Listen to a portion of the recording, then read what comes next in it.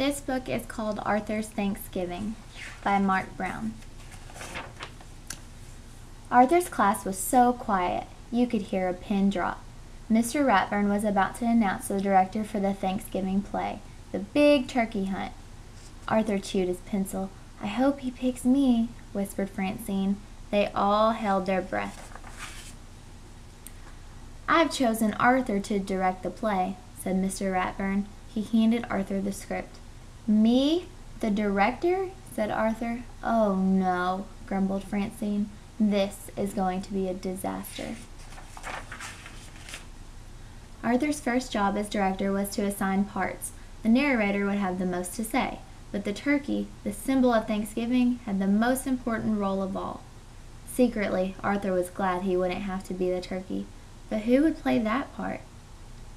At lunch, Francine gave Arthur 2 chocolate cupcakes. She wanted to be the narrator. Buster even let Arthur borrow his Captain Zoom spaceman. He wanted to be Governor William Bradford. Being the director seemed like fun. Arthur thought Francine would make a good turkey. "Never," said Francine. "I want to be the narrator. Besides, I have the loudest voice." No doubt about that. Francine would be the narrator. Arthur showed Muffy a drawing of the turkey's costume. "Lots of feathers," said Arthur. "It's a very glamorous role." "Yuck! Vomitrocious!" squealed Muffy. "I should be the Indian princess. I have real braids." "Brain, I saved the most intelligent part for you," explained Arthur. "No way I'll be that turkey," answered the brain. "I'll be the Indian chief." "Buster, you're my best friend," began Arthur. "The part is real easy, only 1 line, and it's the best in the play." "I want to be Governor Bradford," said Buster. Arthur was so desperate that he asked Binky Barnes. "The turkey is a strong and powerful animal," argued Arthur. "Yeah, without saying a word. It can make you look like a fool in front of the entire school." The play was only 6 days away. Where would Arthur find a turkey? Arthur knew that he could count on his family. "Well, I'd love to be the turkey," said his father, "but I have a dentist appointment that I don't want to miss." "The world is full of turkeys," joked his mother. "You should be able to find one." "I wouldn't be caught dead in that outfit," said his sister D.W. "Let's talk turkey," said Arthur over the PA system at school. "The best part in the Thanksgiving play is still open. If you're interested, please come by the front office at once." No one came to the office. In fact, the principal left the office laughing. Arthur put posters in the cafeteria. He placed ads in the school paper. Nothing worked. Arthur had other problems too. Muffy complained about everything. "I should be the narrator. My parents are paying for the cast party," she whined. Francine would not take off her movie star glasses. "They're good luck," she explained, but she was having a hard time seeing what she was doing. Buster couldn't remember his lines. In 1620, he recited, "We sailed to America on the Cauliflower." The rehearsals went from bad to worse. When the Pilgrims and Indians decided to celebrate their friendship, said Francine, they began to hunt for a turkey. "We cooked beans and pumpkin pies," whispered Sue Ellen. And the Pilgrim men went off to hunt for a turkey. "We made cornbread and picked cranberries," said Muffy. "Oops!" And the Indian braves went on their own turkey hunt. Then it was time for Francine to present the turkey. When the Indians and Pilgrims finally found a turkey, she began, there was great rejoicing. "Today, when we think of Thanksgiving, we think of turkey."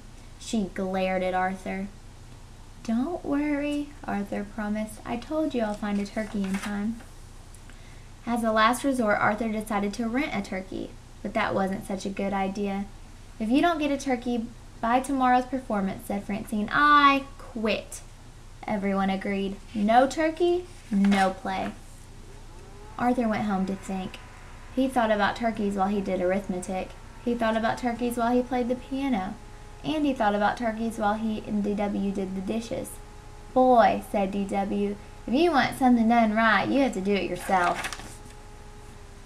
The next morning, Francine, Muffy, and Buster stood before Arthur. They weren't taking any chances. "Do we have a turkey?" they asked. Arthur just smiled. The whole school filed into the auditorium. "Ooh," said the kids when their lights went out. "Shh," said the teachers as the curtain went up. "In 1620, we sailed to America on the Mayflower," recited Buster proudly. "Phew," said Arthur. The play continued smoothly. Muffy didn't drop the cranberries. The Brain had his costume on correctly. Sue Ellen said her lines in a loud, clear voice, and Francine had even taken off her movie star glasses. Then it came time for Francine's big speech.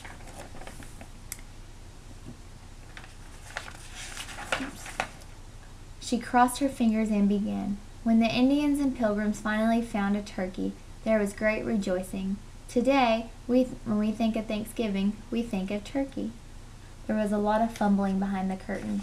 Arthur took a deep breath. He walked out on stage. As soon as he did, the audience began to laugh. Arthur turned bright red. This was even going to be worse than he had thought it would be. "The turkey," Arthur began, "is a symbol of